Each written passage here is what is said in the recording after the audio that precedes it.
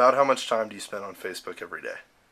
I spend about probably between 3 and 5 hours on Facebook. 15 minutes. Like an hour. Probably more like 2 hours, especially if I have a lot of homework. Probably good 45 minutes. Probably about half an hour a day. I would say about the same. What features do you use the most? Chat. I use messaging the most. Yeah, like the inbox, the message thing. inbox. I use that more than I never email friends. Newsfeed. Definitely the newsfeed. I don't really use any of the apps or anything. Just Okay, so why do you get on Facebook? Because I'm bored and I don't want to start my homework. I like to look at pictures of my friends. Because my phone tells me I have notifications and I have to.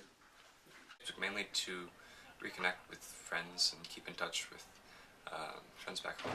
you know, it's not like you're individually like calling people or like writing to a ton of people, but you can still like see what's going on in their lives. So you can sort of still feel some sort of connection to their life. And do you feel like you have a real community on Facebook with real interaction? I think the Facebook community is different from the offline community, mainly because you can keep in touch with people that are in different places, and in some senses it's closer, but in other senses it's further apart because you don't have the same human contact.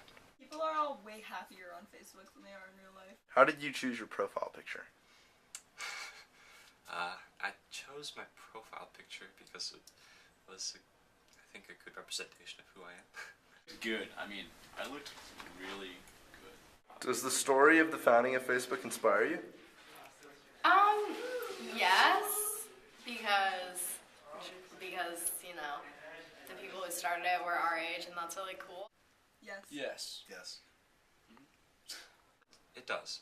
I definitely am inspired by the story of how Facebook got founded, because it just goes to show that anybody with a good idea can have the opportunity to run like a S&P 500 company, Fortune 500 company.